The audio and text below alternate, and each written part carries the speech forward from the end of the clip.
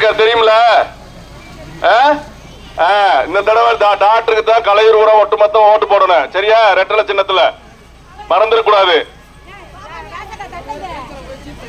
பழைய மாதிரி எல்லாம் ஓட்டு போடக்கூடாது. இந்த தடவை நம்ம ரெட்டலைக்கு போடணும். கலையூர் பூரா பாப்பேன். அந்த பூத்துல எல்லாமே ரெட்டலையாத்தானே இருக்கணும்.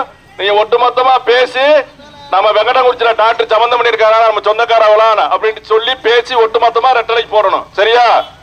நம்ம ஐயா எடப்பாடியார் வந்து நம்மள மாதிரி விவசாயி. ரைட்டு. படி கட்டாய நீங்க கேக்குறது ஒரு மோசமான ஆட்சிங்க. பெண்களுக்கு பாதுகாப்பு இல்ல. எங்கேயுமே எல்லா இடத்துலயும் கஞ்சா போதை பொருள். நம்ம பொம்பளை பிள்ளைக்கெல்லாம் பாதுகாப்பே இல்ல. அதை உணரணுங்க. சரிங்களா? ஏமா இந்த தடவை நம்ம கலையூர்ல பெருவாரியா நம்ம டாக்டருக்கு வந்து ரெட்டலை.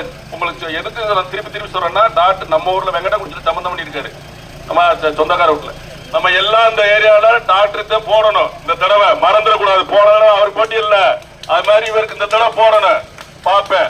சரியா? நம்ம கவுன்சில்ல வந்து அதிகமான ஓட்டு போடணும். மறந்துடக்கூடாது. சரியா? இந்த டாக்டர் பேசுவாங்க. ரொம்ப அதிகமான வாக்கு கலையூர் பூத்தில் விழுந்ததாக நாங்கள் கருதுகிறோம். இப்பவே நீங்க வந்து இந்த அளவுக்கு வரவேற்பு கொடுத்ததுல எங்களுக்கு மிக மகிழ்ச்சியாக இருக்கிறது.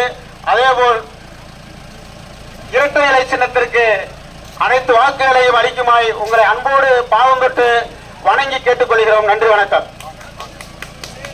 கழக நிர்வாகிகளே, கிளைக்கழக செயலாளர்களே, உங்கள் அனைவருடைய இந்த உச்சி வெயில நல்ல வேலை நிழல் கிடைச்சிச்சு.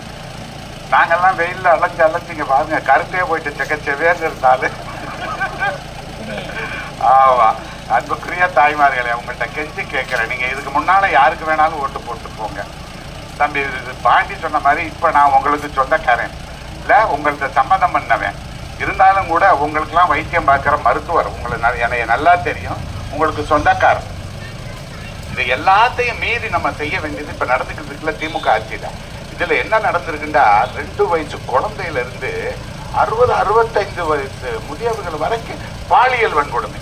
சொல்றதுக்கு அதிகமா இருக்காங்க. புதிய சகோதரிகளை, ஒரு பெண்கள் சுதந்திரமாக நடமாட முடியுது அந்த நாட்டுல இல்ல. நீங்களாவது கலையில் சென்னையில பாத்தீங்கன்னா டி நகர்ல ஒரு குழந்தை ரோட்ல போனதை கற்பழிச்சுட்டாங்க. காரணம் கஞ்சா. ரோடுக்கு வீதிக்கு தெருவுக்கு போதைப் பொருள் தாராளமாக கிடைக்கிறது இந்த ஆட்சியில. நான் என்ன சொல்றேன், 5 லட்சம் கோடி கடனை வாங்கினீங்க, ஏன் இதை போட்டு கஞ்சாவை வித்து காசு சம்பாதிக்கிறீங்க இல்ல? இந்த ஆட்சி மாறணும்னா நீங்க ஒண்ணே ஒண்ணு செய்யுங்க, ரெட்டலையில் வாக்களிங்க. உங்க தம்பி டாக்டர் முத்தையாவை சட்டமன்ற உறுப்பினர் ஆக்குங்க. ஐயா எடப்பாடியாரை முதல்வர் ஆக்குங்க. புரட்சி தலைவி அம்மாவின் ஆட்சியை தமிழகத்தில் கொண்டு வந்து பெண்களுக்கு பாதுகாப்பான ஆட்சியை தரணும்னா நீங்க செய்ய வேண்டியது ரெட்டலையில் வாக்குகள் என்று கேட்டுக்கொண்டு வாய்ப்பளித்த உங்களுக்கு நன்றி கூறி விடைபெறுகிறேன். நன்றி, வணக்கம்.